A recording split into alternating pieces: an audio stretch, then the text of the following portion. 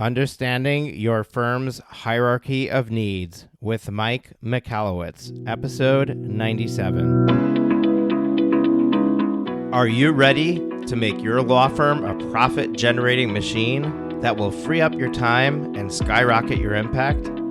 With more than 2 decades of business growth experience and having proven that you can be successful while prioritizing your family and your impact, introducing the Profit with Law podcast.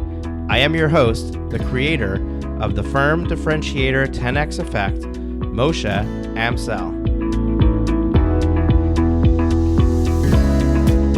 Well, hello and welcome to another episode of Profit with Law. I am your host, Moshe Amsel, and today I'm super excited to be bringing you an amazing guest to the show.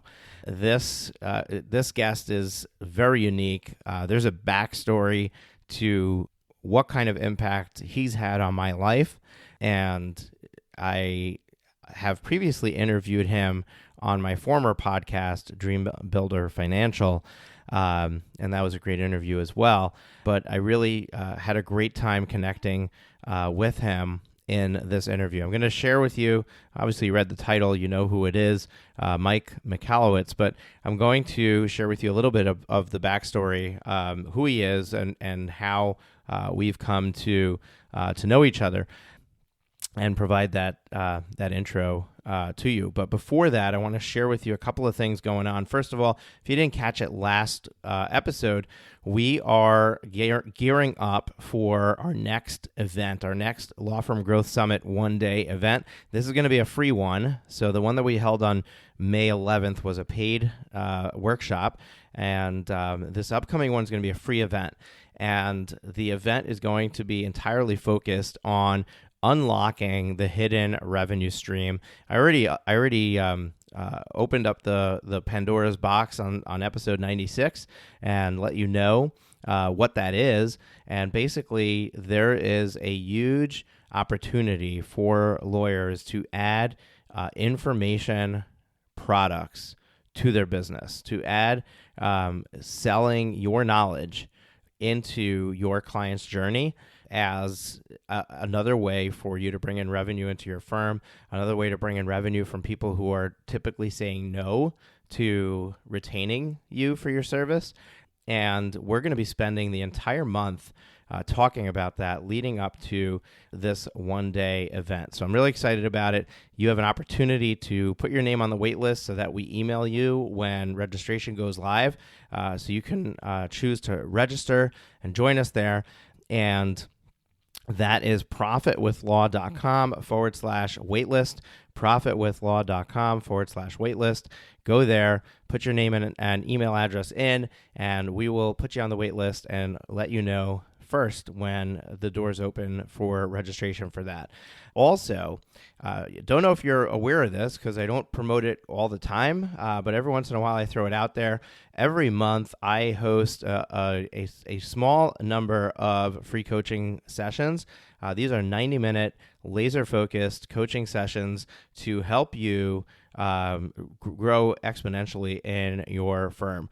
So if you're interested in getting unstuck, figuring out what's holding you back from achieving the dreams that you set out to achieve when you first opened the doors of your law practice. If you've been doing this for just a month, or if you've been doing this for 10 years and you're stuck and you've plateaued or you haven't gotten to where you want to go, and you want to figure out how to get going beyond that, I'd like to have a talk with you. So come on over to profitwithlaw.com/free coaching. Book a time slot with me, and let's hash this out together and see where I can take you and what doors we can open up for you. So with that, let me get into the introduction of Mike Michalowicz. So my background, I spent 20 years in the IT industry. The last 10 of those years, I spent a number of years going to school. I started working in the IT industry straight out of high school, never got a college education, and decided that I wanted to have a bigger impact on the world. I wanted to help people create wealth. Our mission statement here is to empower all people with wealth creation so that this and future generations can lead a better life. And I wanted to start working on that mission. So I went to school thinking I was going to go into finance, but ended up going into accounting from that. But I went for my bachelor's, went for my master's, became an accountant, sat for the CPA exams, took all 4 of the exams, passed them all, went to look for a job working for an accounting firm, and couldn't find a job. So I started my own accounting practice, and that's how I got into business. Now, it was always my intention to go into business for myself, but I did want to work for somebody, first of all, so I can get the CPA designation, which requires a year of experience under a CPA here in New York State, but also because I wanted to just get exposed to the industry before I tried to go it on my own. And like some of my law firm clients who started straight out of law school because they had trouble finding a job, that was the trajectory, the trip that I took, and started my own accounting practice. Now, with a family of, at the time, it was a family of 3. My 2 little ones were not born yet, but with a family of 3 and going through some stuff with my ex and my kids, where I was needing to get them out of a particular situation, which required a lot of therapy and court fees, and all of that was going on at the same time. I had to work my regular job and start my accounting firm on the side. So I was doing my accounting firm on the side, and I very quickly realized that just selling a commodity, just selling tax services, just selling compliance work was not going to be the way to separate myself from everyone else. So I started to look into what other options are there, like how else could I serve the business community? And that's when I came across a podcast hosted by Mike Michalowicz and Ron Saharian, specifically for accountants. Little did I know that Mike was the author of a book called Profit First, and that they have a company called Profit First Professionals, where they certify coaches, bookkeepers, and accountants to become a Profit First professional and serve their community in implementing Profit First, which is a cash management system. I discuss those in detail in episode 16 and episode 18 of this podcast. You can go to profitwithlaw.com/016 and profitwithlaw.com/018 for those, for that information. But I suddenly heard about this thing called Profit First, and it sounded very intriguing. And it sounded like it was right up my alley of being able to provide a value-added service that other people didn't have, that really solved a problem in the workplace. And now their tagline is eradicating entrepreneurial poverty. They didn't have that tagline when I got turned on to them, but that's the mission that they were dialed into at Profit First Professionals headquarters, and I really resonated with the way that they were operating and the mission that they had. And honestly, that's really how I got involved in the legal industry. So I became a Profit First professional, and I got a lead through their organization that was a law firm in Manhattan. That law firm in Manhattan became a client of mine, referred me to another law firm in the city, referred me to another law firm. And before I turned around, I had 5 law firms as clients, and those firms all were experiencing the same problem. They were getting coaching, they were getting guidance, but that guidance was showing them how to grow their staff, how to grow their sales, how to, the front end, the periphery side of the business, the part that you look at and you say, wow, look at that law firm, look how many people they have, look at that law firm, look how many clients they have. And they were completely ignoring the back end, which is the financial side of the business. And every single one of them was hurting financially, from a cash flow perspective.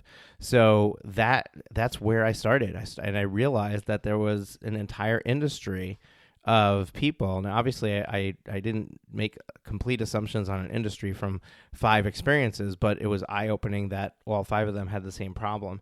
And I started to research that and discovered that there was a lot of room in this industry for me to have an impact. And that's where my journey started. That's when this podcast started. That's, and that's when my focus became on the legal industry. So I'm here with you today because of Mike Michalowicz, because of the where he was in my journey, a stopping point and a place to get a new direction and a new map in what I was doing. So I firmly believe that everybody needs to know where they're going and they need to have direction, but sometimes things come along the way and they change the course of your business. And oftentimes that's what makes you who you are. That's what makes you and your business so special. So I have a lot of gratitude for Mike. I think Mike's an amazing individual. I'm lucky enough to be literally 30 minutes away from Profit First Professional headquarters. So I pop in there every once in a while. I have a good relationship with the rest of the people there. So I know Mike personally. And the exciting thing is that he wrote a new book, and I'm in awe of how much he turns out as far as written books and how good they are. He has got a good sense of humor and a very good way of just putting it out there and helping you understand something that typically is a complex topic. And I love the conversation we had today. I had not read his new book yet, so I haven't had a chance to read it yet. It's called Fix This Next, and we're going to talk about that on this episode. And it was very exciting to hear the way that he laid it all out and really made it simple for you to figure out where to focus your effort next in your business. So I encourage you to listen to this interview. I've given it quite the long introduction. I apologize for that, but don't worry. My interviews normally go 45 minutes to an hour. Mike had somewhere else he needed to be, so I only got a 30-minute time slot. So this is not going to make this episode one of the longest ones. And I wanted to give him the proper introduction that he deserved. So without further ado, here is my interview with Mike. Well, Mike, welcome to the show. Oh, sure. Thank you so much for having me, brother. It's my pleasure. I have the unique ability of being like 30 minutes from your office. So I've had the opportunity to just walk in and get to know you a little bit more personally, more than maybe other PFPs. And my listeners know a lot about you because Profit First is mentioned all the time. Episode 16 and episode 18, we did a deep dive into the system. And when I came into your world, you were in the process of releasing Surge, one of your books. So for those of you who don't know, Mike has written a ton of books. If you're watching this on video, you can see some of them behind him. The most popular ones that I like to talk about are the 3 that are on top, which is Pumpkin Plan, Profit First, and Clockwork. Pumpkin Plan is all about honing in your client base to the clients that you love. And Profit First, everybody knows, is the best cash management system that doesn't require you to change the way that you operate. You're just operating with a smaller piece of the pie. And then Clockwork does a similar thing with the time that you have available to you. You came out with a new book now, so I don't know how you're churning these books out, book machine, but Fix This Next is your latest and greatest. Tell me a little bit about what prompted you to write that and what's the big message of that book? Yeah, so it takes me about 5 years to write a book, but I turn them out because I'm working on multiple at any given time. And so 5 years ago or so, I sent out an email to my readership, and I'm not the most technically savvy. I must have triple clicked or something because I sent out the same email multiple times in the same day. And the question in my email to my readership was, what is the biggest challenge you face this year? And the feedback came. But sometimes, in certain instances, the same person answered the same question because I sent it out multiple times that same day with different challenges that year. Like one guy said something like in the morning, he said, our biggest challenge is sales. We got to improve it this year. And then in the afternoon, it was, we need to hire better. And by evening, it was, we have a marketing problem. And that's when I concluded the biggest challenge that entrepreneurs have is knowing what their biggest challenge is. That prompted writing Fix This Next. How do we find what we need to do? The one thing we need to do in our business right now. Now, I'm sure you're familiar with The One Thing by Gary Keller and what's the other author's name? Jay Papasan, I think. Popovich or something like that. Yeah. Well, we'll put it in the show notes, folks. We'll put a link to it. There's two books that are very much along the lines of, this is the one thing that's going to be the domino that knocks things over. The One Thing is one of them, and the other one is called. It's eluding me, but I'll think of it. Maybe Essentialism. Yes, that's what it is. Essentialism. Is this the same idea as that, or is this different? And how's it different? Yeah, those books are excellent. In fact, I was actually just on Gary Keller's show, The One Thing, talking about Fix This Next. Those books point to the importance of identifying the one thing and how it's transformational in your life and in your business. Fix This Next is about figuring out what the one thing is. So I don't talk about the importance or the significance of it. Those books have done such a phenomenal job at that. The question is, how do I know what to do? And particularly for entrepreneurs, because when we come into our business, we're putting out fires. There's 1,000 things that all have seemingly equivalent significance. Everything is apparently important. And that's the problem. We have to look at what is truly important within the business, the one impactful thing. And the reason we can't find it is because we try to trust our instinct. A lot of business owners trust their gut. It's like, oh, I think I have this. Oh, no, it's really this. I know. And, an example of it, an illustration of it is that one person that emailed me 3 different responses one day. I strongly suspect he was just trusting his gut. So we need an analytical tool, a compass that'll point to it. So in Fix This Next, I actually got a copy right here. In the back of the book, like if you actually get the book, right on the back, if you can see the screen here, is what's called the business hierarchy of needs. This is the compass. I found that there's 5 distinct levels within every business. Regardless if you're a pizza shop or an accounting firm or a manufacturer or you run a circus, it doesn't make a difference. All the businesses foundationally need sales. Sales, the creation of cash for an organization. No sales, no business. But once we have adequate sales, we then need to be concerned with profitability. Are we extracting profit from sales? Once we have adequate profit, are we able to build efficiencies throughout the organization? That says the word order there. Mm-hmm. And once we have order and efficiency, are we having impact? Impact is the creation of transformation, and ultimately legacy. Is the business designed to run into perpetuity? And how this hierarchy works, is very similar to Maslow's hierarchy of needs, in that if the foundation is not satisfied, we must serve it. But once the foundation is satisfactorily satisfied, we then go to the next level above it and above it. It's like building a structure. If you want to build a 5-story building, you start at the foundation. You don't start by putting the 5th floor in thin air because it'll collapse. But additionally, you don't build this massive sales foundation the size to support a skyscraper, and then you put a little tool shed of profit above it because it'll collapse within. This works relationally, just like building any other structure. And the compass is this: you always start at the base, ask yourself if it's adequate, and then address the level above it and above it. And the second you don't have adequate profit or order or sales or whatever it is, you stop there, fix that next, and then continue through the hierarchy, building your way up.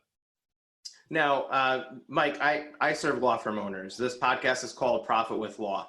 The most common journey for a solo practitioner when they're trying to grow their firm is recognizing that they have to focus on sales, getting adequate sales, and then realizing, hey, I don't have the bandwidth to serve all these people. I'm going to stop selling. I'm going to go serve them. Right. And then they serve them, and then they get to the end of the service and they realize, oh, I have no more work. I have to start selling again. And it creates this feast or famine situation, which then makes them be unable to create profitability because they have this complete hills and valleys situation of influx of work coming into the firm.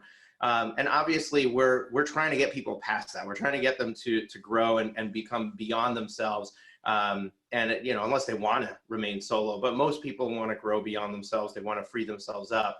So how do they navigate that? And they understand that the base is sales. I got to get the sales, but how do I keep the sales coming when I need to fulfill the work? And how do I navigate that? Yeah, it's a great question.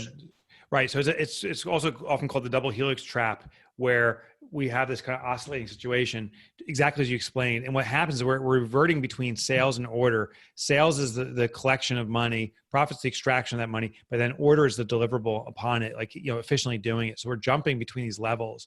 And kind of like a car that's careening out of control, the biggest mistake people make is they overcorrect. So a skid becomes a bigger skid in the other direction, and it becomes a spin out. So what we do in our business is, once you have some sales coming in, immediately get help. And it's not the mistake people think is like, I can't afford a full-time person. I'm not saying that. Get some kind of relief to you, even if it's not in doing the work, that gives relief to you so you can do the work. So I believe getting a virtual assistant or an assistant part-time right away is key, because if you bring in sales and now you have to go and do a project, but you also have to mow the lawn, get that assistant hiring someone to mow the lawn or mowing the lawn themselves. We all have 24 hours in a day. So whatever you allocate that time to is consuming that time. So in the beginning, we get assistants to take away the superfluous, necessary, but administrative work so we can start doing the work. Then we start, now you have more time to do the work. So there should be a little more time to sell too, because you have less distraction. Now you bring in potentially a part-time doer to start doing the work as you're doing a little more sales. And so we got to kind of shimmy our way up through this process. And it's a way to prevent the oversteering. We're just moving the steering wheel much slower and get the car righted again, or the corporate ship in this case. Yeah, I love that. And I love the car example. And as you were saying that, I'm thinking, yeah, the best way to keep from skidding or to get out of a skid is to accelerate into where you want to go. And so contrary to what we're doing, which is I'm going to put a brake and stop the sales, you actually need to lean into it and accelerate the sales. And I love the way that you laid out that you don't have to hire a full-time person, or you can look for alternatives to full-time people that are less expensive. Here in my business, my first hire was a Filipino virtual assistant, and Tina is my number 2 right now. Like she's been with us for over 2 years, and I rely on her heavily. She's been full-time from day one, but I was able to afford what would have cost me the same amount of money for 5 or 6 hours locally. I got a 40-hour employee in the Philippines. So we have to start thinking about those options and what, where they are. It's a great way also to vet out talent, right? So by bringing on part-time, you may find some people just aren't a fit and they don't work out, and you find others who are, and you can amplify them. It's a perfect execution. Right. Yeah, and the other thing is that when we're hiring our first person, you may not have had experience with hiring anybody ever. You're going to make mistakes. Your first few hires, they're going to be blunders. You're not going to get the right fit person unless you get absolutely lucky on that first shot. So why not? I tell people like I'm going to be running ads, so I'm going to throw $10,000 at it. I'm like, no, wait a second. Spend $100 on ads, get some data, learn the process. Yes. It's okay if you're not bringing in the world into your first webinar. It's all these things where we always try to go big or go home. You need to kind of like rein it in and say, okay, let's take a step back. Let's ease into this slowly, because there's so many lessons to be learned along the way. Why not learn them on the cheap? Learn them on small mistakes instead of big ones. It's funny. So as we're going through the business target needs, I talk about in Fix This Next is the need for ample experimentation. And that happens at all levels. What in the real simple analysis with the experimentation is when you do something on a small level, what's working and what's not working. Whatever's working, amplify it further to continue those experiments. Does it continue to work on a larger scale, and then grow it out? And what's not working, diminish. I'm not necessarily the best cook in the world, but I found that recipes that work on a small level, when you just replicate at a larger level, actually start falling apart. You actually have to change some of the ingredients. So you start small, you master the output of what you want, and then you gradually build it up, because you have to maybe modify the recipe slightly. Yeah, so good. So good. So as we're talking, and I was starting to think about, the order clockwork fits right in there, right? That's, you're talking about time and, and the profit level, that's profit first. So kind of like we're inserting your books into these levels. But then I was like, you don't really have a book on sales. Surge is like taking advantage of a wave. Market, Pumpkin plans a little bit. So this won't surprise you. I've been researching a sales book. It's way out though, but right now I'm calling it servant selling. And I don't know if I like that word, but here's what I realized. Actually, it's funny, back to your assistant, Tina. I found that the best salesperson ever is your personal assistant. For example, if I tell my personal assistant, hey, I'm considering buying a coffee machine. could you give me a couple options? If that assistant goes out, comes back and gives me 3 options and says, this is the one I think that serves you best, there's a 99% chance I'll be buying that one, because the assistant is assisting me. They have a very specific task to research, identify, and find what's compelling and will serve my goals. That's the essence of effective selling. So servant selling is not trying to convince someone and persuade someone as much as becoming their assistant in the process of finding the best solution for them.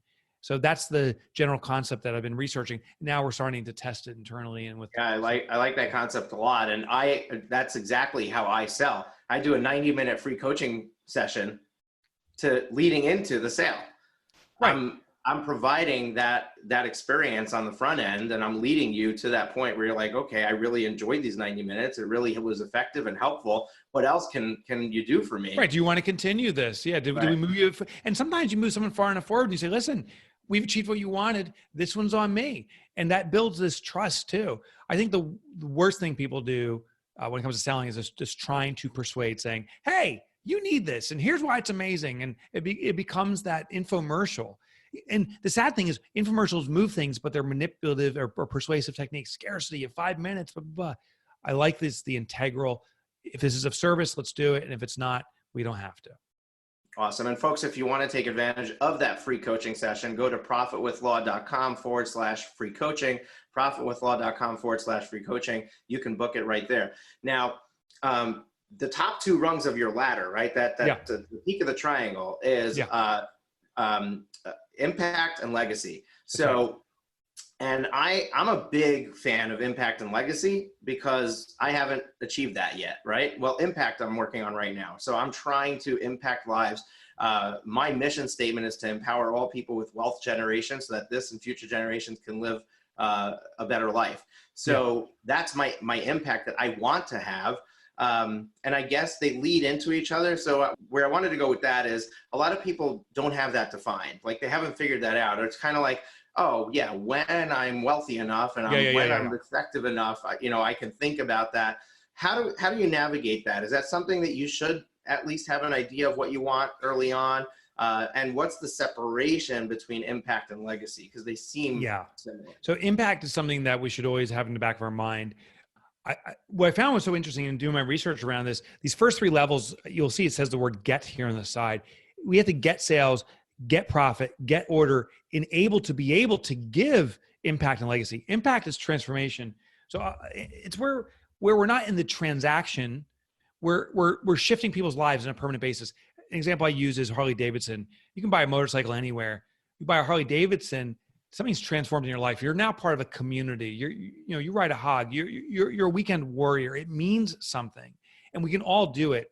The point that you're making is we have to have a vision for it, but until we master these other components and fix these things first, trying to have impact before you get sales and stuff is a mistake. And we see it not-for-profits always.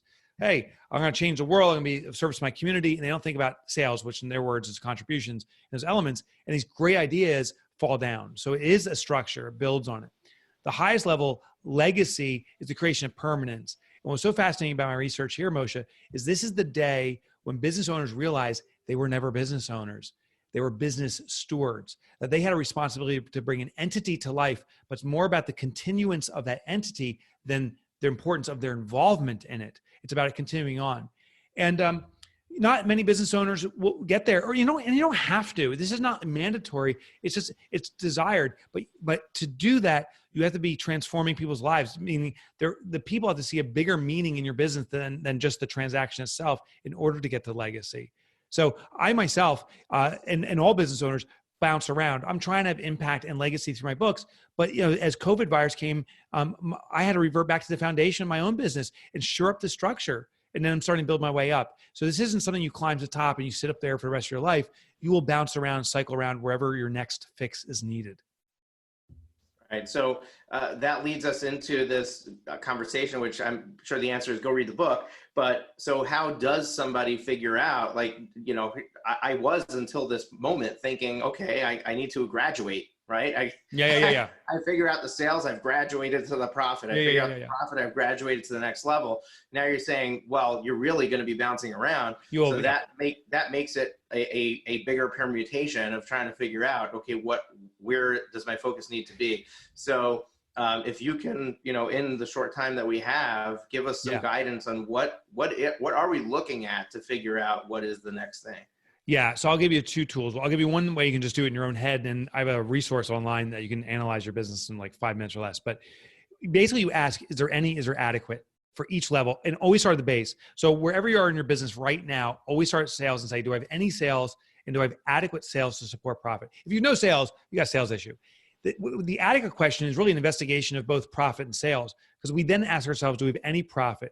If you don't have any profit, we say, is that because not enough sales are coming in, or is it really a profit issue? Which in many cases, it actually is simply a profit issue, not margins are not appropriate or costs are out of control.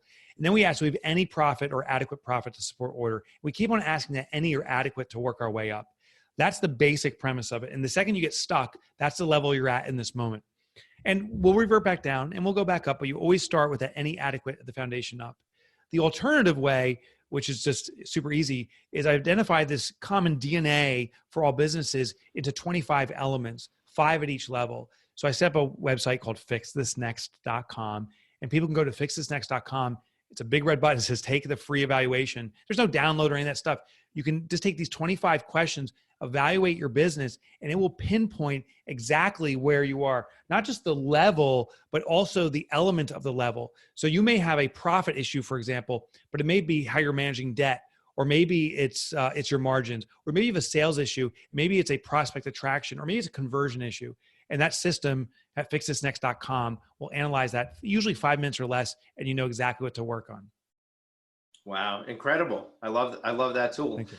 What I also love is that even as a profit first professional, always been profit centric with my clients, you just introduced a new idea to me, and that is that you need to have excess profit. I mean, it's not a new idea, but it's a new way of looking at it. You need to have excess profit in order to invest in order.